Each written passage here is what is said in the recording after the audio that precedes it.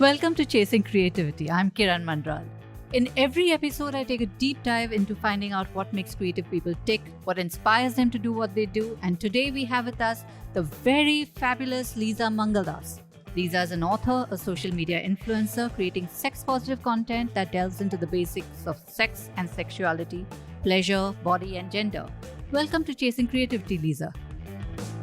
Leeza, it's good to be chatting with you on something called creativity because I think that's a very different subject from what you normally do. One would not associate creativity with the content you create, but you have to be creative, right? Because it is a sensitive subject and it might feel like tap dancing in a mine. Have you ever felt that you need to be very careful about the content you put out? I think that with regards to sex education, there's so little of it. I mean, most people don't really receive any in a formal context like school or even with their parents or something. At least in the Indian context, there tends to be a lot of silence around the subject. And then if you do ever hear someone talking to you about this stuff, if it's a teacher or a doctor or something, I feel there's such an overemphasis on the negatives. It's like this very fear and shame based approach, like all these bad things will happen, don't have sex. And so I think there's a lot of room for communication around this subject to be fun and destigmatizing, and therefore creativity has a valuable role to play should you choose to employ it. Because I think for a young audience, if you're being honest, how can you not acknowledge that sex can also be a really fun thing, a really joyful thing, a beautiful thing? And why not, instead of only focusing on how to prevent the negatives, why not go one step further and also talk about how you can increase the likelihood of it being a joyful experience? Right. So I think that honesty and creativity both lend themselves to sex education, because you want to be able to have your viewer trust that they're going to be receiving scientifically accurate, judgment free information from you. But you also want to make it fun enough for them to stay and listen instead of, continuing their scroll if it seems boring or preachy, or as if you're talking down at them or trying to scare them. So I feel like it's also the type of subject that is inherently, there's a creative aspect to sex and sexuality inherently, I feel, right? It's so much self expression possible and so much fun possible. So I feel like it's a topic that lends itself to creative expression. I think that's absolutely lovely. I've often wondered. I read somewhere where you said that you set out on a quest to find more information, and that's how you began creating the content that you do because you couldn't find the information that you wanted to find. Could you tell us something more about it? I mean, there's so many moments that made me sort of yearn for more community and conversation around sexuality, particularly women's sexuality and pleasure. I felt like as a young unmarried woman, exploring my own sexuality and sexual health, from small experiences like trying to go to a chemist and buy condoms, to trying to find a gynecologist whose first question wouldn't be, "Are you married?" to understanding my own body and pleasure. I mean, for the longest time, I thought that, women's pleasure is inherently complicated and mysterious and difficult. That's how the magazines and pop culture seem to present it to us over the last 30 years. I feel like it's only very recently that we're having these conversations about the clitoris and vibrators and masturbation, and how women's pleasure has been sort of misrepresented in the very penetration centric script that gets propagated with regard to heterosexual sex, right? So I feel like my own process of sexual self discovery was so unnecessarily riddled with obstacles that I thought, gosh, we need to improve this. Like, this is not how it should be. And if you're dating men, I mean, it can be such a woefully disappointing experience when, people don't seem to know their way around your body. So I feel like there was so much about my own experience that I wish could have been more sex positive and more pleasure positive.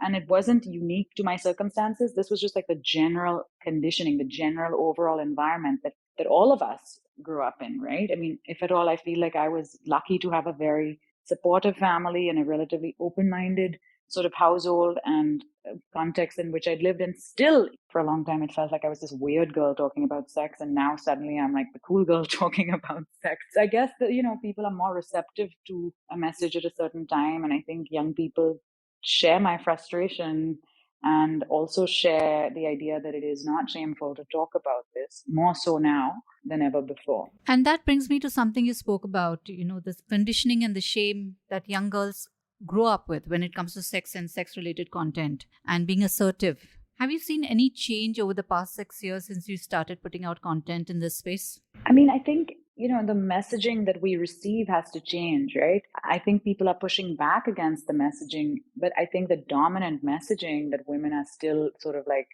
force fed from very early childhood is that your body and your agency and your autonomy is not really yours. I think that people are less likely to buy into that messaging, hopefully. But I feel like there's still a long way to go. But before I can say that is not the messaging we receive, you know what I mean? I think there's still very much a sense of like, shame associated with women's sexuality, as if it's something to be hidden and covered up and not acknowledged, and as if it's really only acceptable after marriage. Like, I feel like that's still the only truly quote unquote respectable context within which you can admit to having had sex. Obviously, sex is being had in all sorts of contexts other than that. I mean, I'm unmarried, but I think there's still a lot of shame to publicly acknowledging or talking about. I think we're not yet at a point where people don't differentiate between the different contexts. I mean, compared to sex within a marriage, I feel like even masturbation, arguably the safest form of experiencing sexual pleasure minus any risks of pregnancy or infection or even rejection, it's still considered, relatively speaking, shameful in comparison to, sex within a marriage, right? So, and also I keep asking myself, what is progress? What is progress? Are we actually going forward? Or is it always, some things go forward, some things go backward? That's so true. We seem to think that sex is only appropriate in marriage and that too only for conception. I think my mother thinks my son is immaculate conception. And we're still at a stage where we have to tell people that yes, sex is for pleasure, right? When you began creating content, Leeza, because you're not a medical person, you're not somebody with a medical background, did you have to really educate yourself about a lot of topics? And was there a lot of learning that you had to do? And how did you go about it? I certainly did. And I'm grateful to have also received some really wonderful training. But I do want to say that I think it's unfortunate that sex is seen as a necessarily medical topic. I really think that a topic like consent, you don't need to be a doctor to talk about that. And I think people shouldn't let the fact that they're not a doctor make them feel like they can't talk about this. There's also a lot of value in the sharing of lived experiences. And unfortunately, for a long time, doctors have been gatekeepers of shame. I don't think that we've had doctors necessarily advocating for equal rights for queer people or telling women how to have an orgasm. Doctors are primarily, I mean, especially in the context of India and in the context of sexual health, the main thing that they're willing to talk to you about is like how to have a baby. So I feel like while reproduction and sexually transmitted infections and things like that, of course, it is, a good doctor or gynecologist can be the most valuable relationship you have as an adult in terms of looking after your sexual health. But I also think we should democratize the willingness and freedom to talk about sexuality, because sexuality is so much more than just sex or sexual health. Your sexuality is an aspect of your identity. It has to do with how you see the world and how the world sees you and how you experience relationships, how you experience desire. And these are not medicinal or medical topics. And why need they be medicalized? You know what I mean? And I think more people deserve to be able to feel free to talk about this stuff, like how they experience their sexuality, what they're looking for in a relationship, what their desires are, what their curiosities are, what their boundaries are. So, yeah, I really feel like, first of all, we should stop thinking that only doctors can talk about this, because sex is not just a penis and a vagina. It's not just sperm and babies and periods and infections and, delivering a baby and all of that. There's so much more to that. The anatomical and medical aspects are such a small fraction of what is actually such a huge and intrinsically human experience. So I want to just put that out there. But that said, I mean, my first sort of experience of the power of peer-to-peer sex education came when I was in college. I was at Columbia, very lucky to be on a scholarship there as an undergrad. And I was an RA, so a resident advisor, which meant that I was in charge of student life in a residence hall. And we were given training to conduct workshops with incoming freshmen around consent and contraception, we had free condoms on our door. And it was really wonderful to see how when people similar in age are able to impart useful information around sex and sexuality, there's a level of openness in terms of asking questions, in terms of feeling comfortable, being honest, in terms of trust, and just sort of feeling like you're not being judged, that I think is more difficult to achieve when there's, some sort of like quote unquote authority figure talking down at the student or the patient or whatever it is. So that was very rewarding for me. In my first year, I received those workshops as a student from other RAs. Then I became an RA, received the training to impart those workshops, and had a great time doing that for the next 3 years that I was there. And I also more recently I think it was 2021, I was really delighted to be named a Pleasure Fellow by the Pleasure Project, which is this wonderful organization that works towards advocating for the inclusion of pleasure in the communications around sexual and reproductive health by governments and organizations like World Health Organization, etc., globally. And they also conduct this training for their Pleasure Fellows who are selected from all over the world. And so that was also really valuable. And my studies in college were focused around gender and sexuality. And I've also, it's a topic that has always interested me. So I've done a lot of reading on the subject, but cannot overstate how enriching it is to hear people's lived experiences. And one of the most wonderful parts of doing this work online is that it's a two-way street. You have so much feedback. You have so many opportunities to collaborate and hear different people's perspectives. And so I've had the good fortune of being able to interview and collaborate with a number of different people, whether it's doctors, as you mentioned, or artists and activists and, people who occupy different identities and different sexual orientations, how people might want to self-identify. I feel like that's a big conversation that is requiring a lot of people to adopt changes in the language that they were used to using. And so I think you have to keep learning. You do get a lot of questions and a lot of comments. I mean, I don't know how you deal with so many, but have you seen any change in the kind of questions that you get now from what you used to get when you started out? Has there been any perceptible difference in the concerns, or are they just the same as they were? I would say that there are some questions that keep recurring. There are a lot of questions actually that people ask every day, actually. In fact, if I were to bucket all the questions I receive into one big umbrella question, the question would be, am I normal? Is the size of this or that body part normal? Are my fantasies normal? Is it normal to masturbate? Is it normal for one boob to be bigger than the other?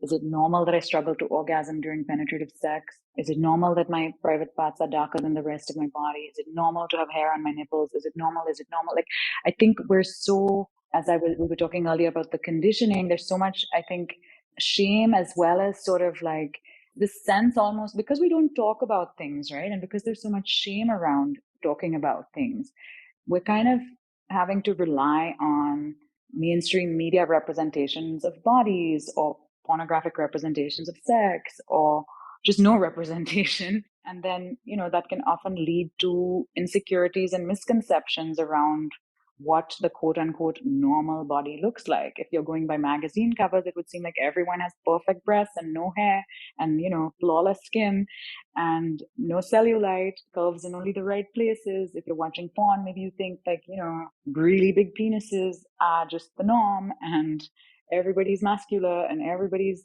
able to last like hours and hours, or maybe you've just not seen anything and so you're wondering whether you're normal, right? I mean, I grew up without the internet. I hadn't watched porn until after I'd had my first sexual experiences. So it can be in either case, right? Either like a very skewed representation or no representation. Both tend to result in somebody with a lot of insecurities and a lot of questions because they don't know how to contextualize their own body or experience. So I would say in that regard, 6 years is not a very long time, right? It feels like a long time for me because I was in my 20s, I'm in 30s now. But in the larger scheme of the world, it's like the blink of an eyelid. So I wouldn't say that much has changed, but I would say that more people seem to feel comfortable asking or sharing or participating in conversation publicly, slowly over time. Like there was a time when I think more people were too shy to comment publicly or share something in their stories, and they'd only DM or send an email.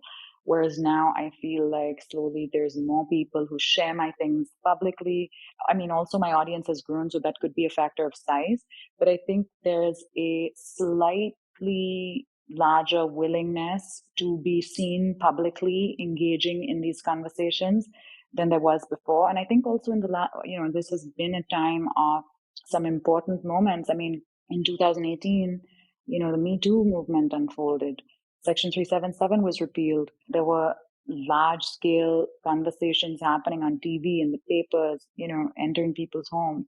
And people who are in relationships other than heterosexual also deserve to be able to live openly and freely and without fear, right? I mean, I think there's also, as I said, both and though. Is progress linear? I'm not sure. There's also people whose opposition to these ideas has been bolstered by the idea that people could have these freedoms. So unfortunately, I feel like it's never just one way. As some people progress, other people double down in their sort of regressiveness. Leeza, while we're having more conversations on these subjects, as we're recording, we're having conversations in our Supreme Court about same sex marriage and how it is considered a threat to the institution of family.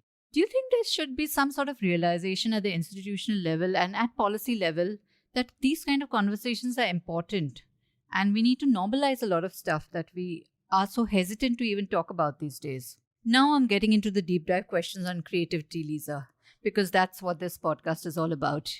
You create content every day, and that requires a whole lot of creativity. How do you fuel your creativity? What do you do? I think it can be quite sort of daunting to have to create content all the time, every day. And I think it's important to acknowledge that. I think the apps themselves, no matter how big your following is, create this sort of pressure in the user, even if you're not a content creator, even if you're just using the app for yourself and your friends and whatever, to keep posting, like as if did it even happen if you didn't post about it, and I like to resist that pressure, because I think that it can be, firstly, it's not sustainable, and secondly, it can really take the joy out of the whole reason you're doing this. Like, are you posting just because you have to post every day, or are you posting because there's something important you want to share with the world today, and I think while that is easier said than done, because I think also, I mean, if you do become a creator as your full-time job and that's your livelihood, the metrics of these apps are so tied into how your success is perceived and how your income, I mean, the opportunities that come to you and what people are willing to pay you, right? Follower counts, likes, views.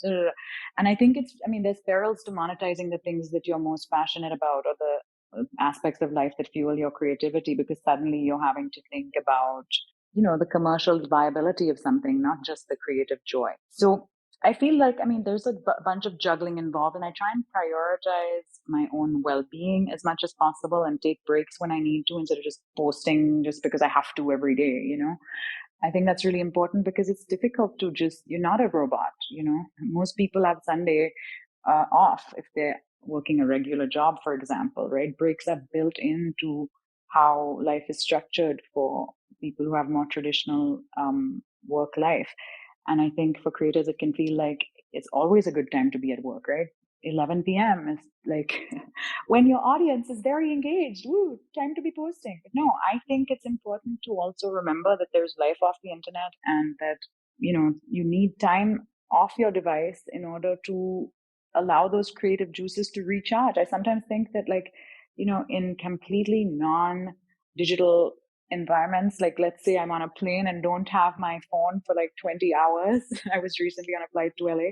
I had so many ideas because suddenly there was no distractions and nobody and nothing. And I was just me with my thoughts for that long, So I think there is something really valuable about setting aside time to sit with yourself, sit with your thoughts, allow ideas to flow, instead of constantly feeling a pressure to create and create and create. And yet, I mean, I think, anything, once it becomes something you do for work, ends up being a sort of daily, or rather regular practice, right? If you only sit around to wait for the eureka moments, then, you're probably not going to experience the type of growth and learning and progress that happens from simply doing something very regularly, if that makes sense. Like when I was writing a book, I just set aside time on a daily basis, like 3 to 4 hours every day to write. And some days I got, 10 pages written, and some days I got 1 page written. Some days I got paragraphs written that I kept deleting. I mean, every day is not going to be optimal, quote unquote, productivity. But I think the thinking that takes place and the overall cumulative sort of work that you achieve by allocating time to whatever is important to you on a very regular basis, there is something to be said for that, right? I think it can be nice to romanticize creativity as if it's, these moments of inspiration that just strike you while you're like doing something magical or something. But I think it's a bit like carpentry, right, where you do have to just go at it and allocate time to doing the work if you're working on a project that is supposedly quote unquote creative, such as writing a book or making a painting, or what you do have to show up and write or paint. So I think again it's both, and like you need to allow yourself the time and the breaks, and not set yourself up for burnout, but you also have to show up and do what you need to do. So that's a very important point that you've raised, Leeza, about the discipline of creating. And I think we talk a lot about the romanticism of creating, but not enough about the discipline. How is it for you? Do you sit every day to create? And when you do you ever face moments of self-doubt as to whether what you're putting out is good enough, whether it is worthy enough? And how do you tackle those moments of self-doubt? All the time. Oh my God. Self doubt is my best friend. I think that unfortunately, and especially women, I feel like we're like socialized to continuously wonder if we're enough, if what we're doing is good enough, and then again, and I think also, I mean, so much of how social media, but also just like a capitalist society is structured is like based on comparison. How do you stack up to everyone else, right? I mean, I wish I had an easy solve for how to keep self doubt at bay. But it's funny. I feel like some people seem to have no self doubt, and you see some people like on the internet spouting hate or spouting like completely unscientific garbage, and it's just like, how did these people have no self doubt? Like, how do they put this wrong and hateful information out there with 100% confidence? And here's someone like trying to really do the work to create information that is accurate and credible, and you're feeling the self-doubt, right? So it's a funny one where I don't know if it's a personality thing or a socialization thing or a bit of both, but it can be quite disorienting when you see some people just filled with confidence spouting complete garbage, and then other people who have something really important to say paralyzed by self-doubt. That's not always the case, of course. You can have very confident people who have great things to say, and I think anyone who's spreading hate or misinformation should feel self-doubt.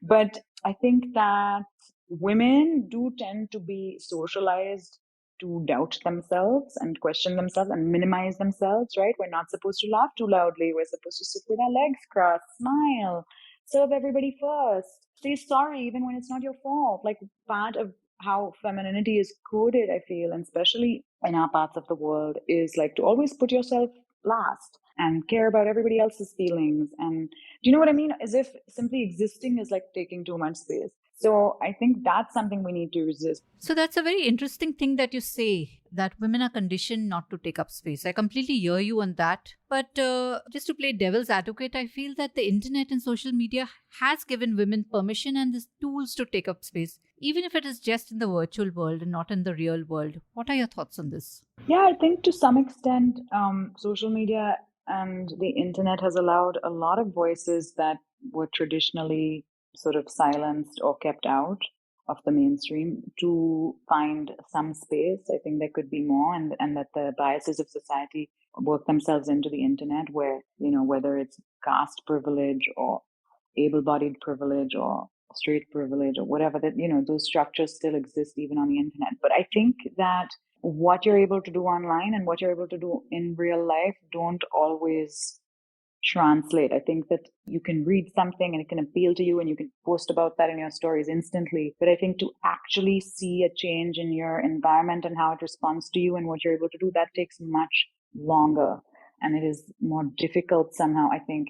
I mean, many people, even when you think about just clothing, right? Like it might be easy enough for some people to wear a crop top, take a picture and post it on their Instagram, but can you walk out of your house in that? Can you even walk out of your room in that?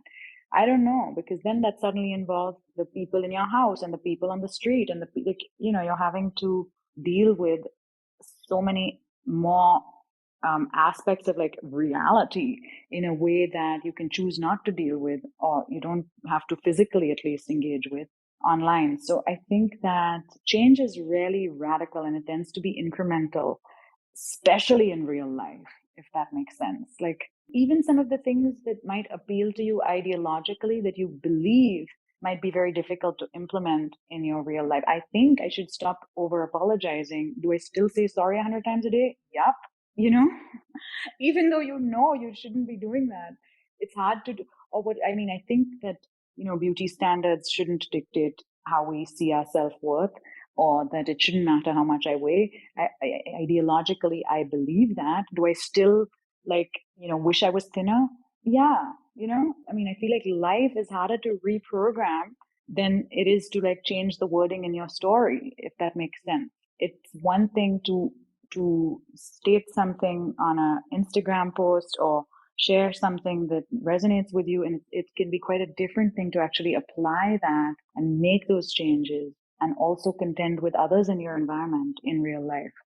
I hope all these changes, incremental and small as they may seem, somehow trickle down and make people change their way of thinking. And as someone who creates content every single day, of course, there are positives and there are negatives, and you deal with criticism and trolling every single day. And this is difficult to face on a consistent basis for a creative person. We are sensitive as creators. And how do you deal with it? How do you deal with the trolling and criticism? And I'm sure you get a lot of it.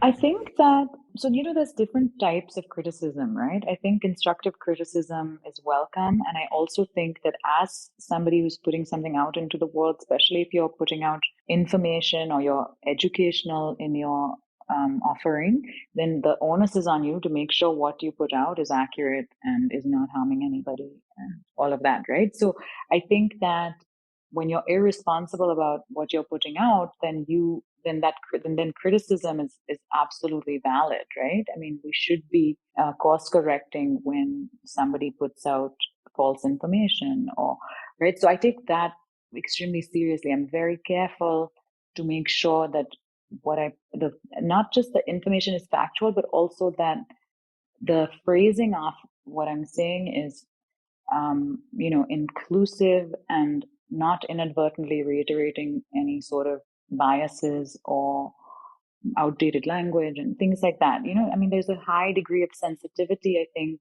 that needs to be incorporated in talking about gender and sexuality. And as I was saying, language evolves, the vocabulary around certain things keeps evolving, and it's important to accommodate that evolution in how you talk about things, right? So there was a time when it felt like everybody was just saying men and women for when describing anatomical differences, and then over time it becomes more and more sort of publicly broadcast that was a limited and restrictive way of thinking about things. The genitals don't determine gender is socially constructed.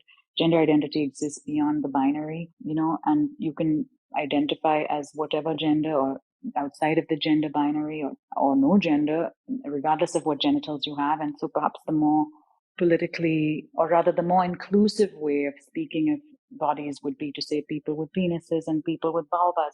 There was a time when people were using the phrase women with an X in the middle to signify, cis and trans women. Then you realize, why do we need an X? Like, trans women are women, and WOMEN for anyone who identifies as a woman, So I think, it is our responsibility to update and evolve and stay on top of the nuances of our conversations, and to never have too big an ego to acknowledge if you've ever said something that you wish you'd said differently, and all of that. I think that's really like to be open to learning and to be open to changing your views or changing the nuances of how you express something. I think that's really important to me, and I always want to keep that at the forefront of how I think about these subjects. So I think that when anyone provides any sort of constructive criticism, I'm very open to it and I use it as a learning opportunity. I think what, at least, I mean, different people might receive different sorts of negative feedback on the internet, but for me, the most common sort of like, I guess, unwanted feedback I get is slut shaming.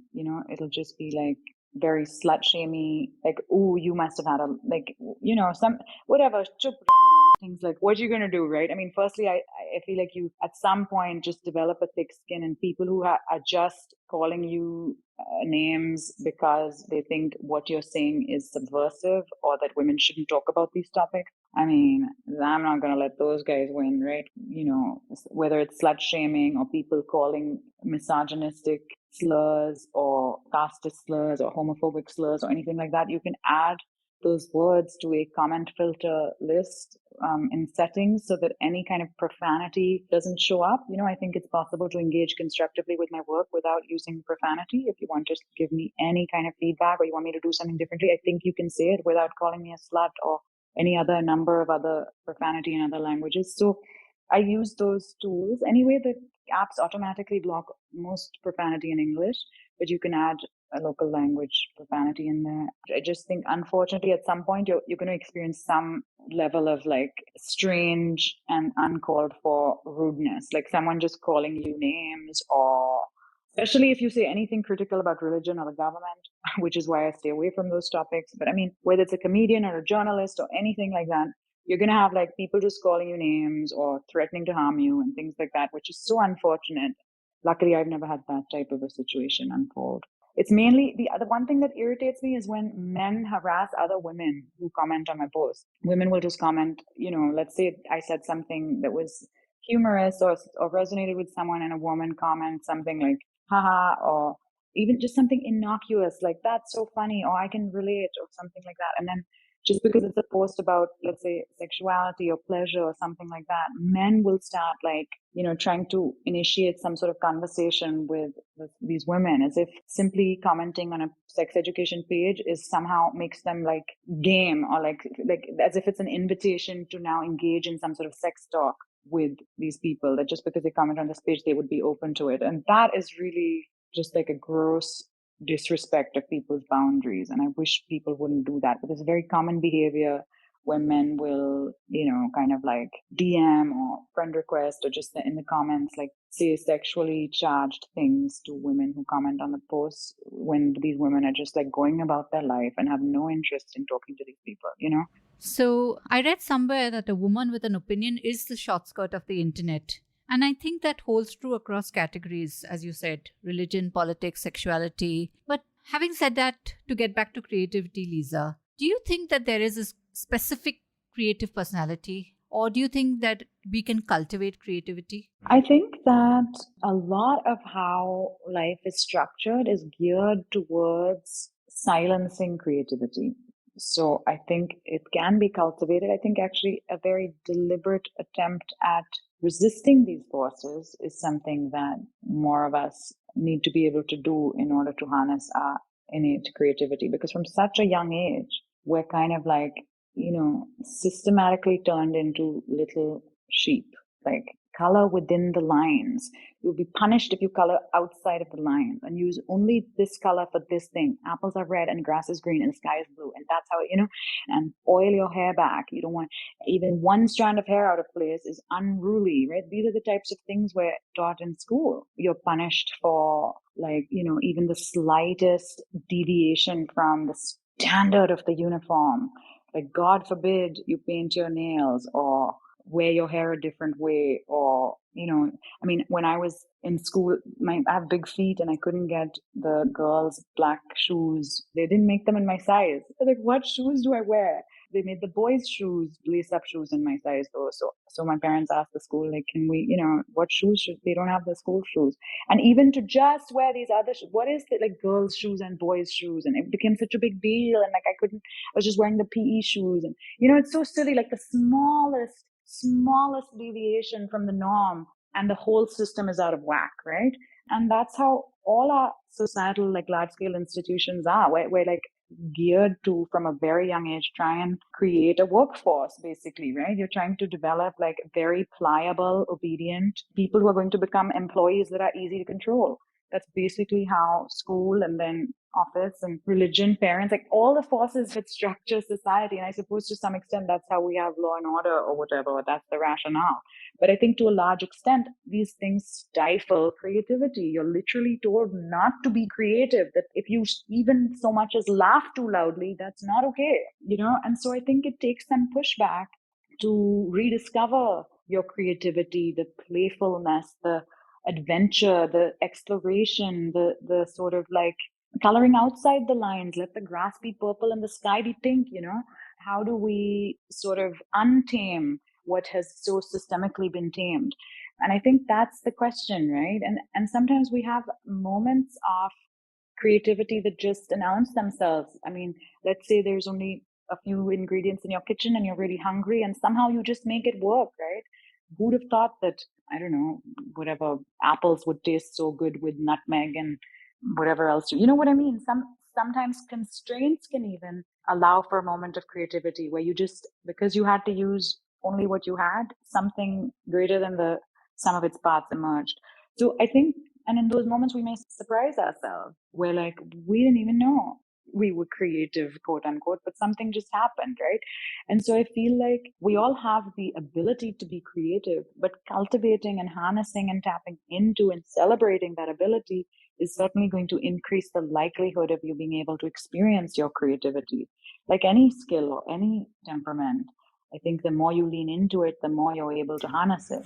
So, Leeza, finally, if you were asked by someone who was trying to get into your space, into creating online content, as to how can they be creative, how can they create stuff that is different, innovative, what would be the one or two things you would tell them? I think that really helpful to come into this with your own perspective and your own voice. Like, why start something wanting to be like someone else, right? I think there's only one you, and your you-ness is your superpower.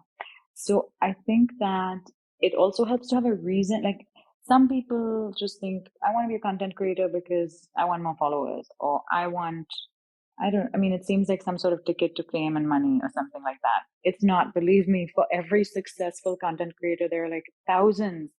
I mean, for the longest time, I was a TV presenter and this content stuff was just a passion project. It only became sustainable 2 years ago. I imagine some young people just think, oh, it's like cool to be an influencer. I want to be an influencer. But like, why? And what influencing do you want to do? I don't even, I think creator is a nicer term. So if there is something you want to create and, sort of experience joy from doing that, whether it's singing or dancing or drawing or making pottery or writing or, whatever, cooking, I mean, whatever interest you have, if that's something you genuinely love and you're doing it for yourself, and there really is joy in the activity itself, as opposed to seeing creation of content as some sort of means to an end of followers or numbers or fame or whatever.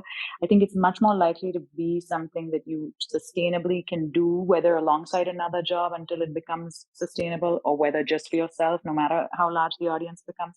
That's really worth thinking about. Like, does this give you joy? What gives you joy? And how can you just be you? Because otherwise it's hard to keep doing this. I mean, why would you want to keep doing something that you don't neither enjoy nor resonate with? Beyond a point, chasing numbers, I mean, there is no joy in that.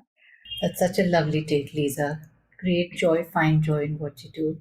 And with that, we come to a close of this episode. Thank you so much for your time, Leeza. And may you continue to find joy in all that you do and all that you create. Thank you so much, Kiran. It was such a pleasure talking to you. Thank you for having me. And with that, it is a wrap on this episode of Chasing Creativity with me, Kiran Manral. I was chatting with Leeza Mangaldas on her creativity, on her content. Do follow me on social @Kiran Manral is the handle, and subscribe to the show wherever you get your podcasts. We are available on Spotify, BingePods, Apple Podcasts, and all platforms. See you next week.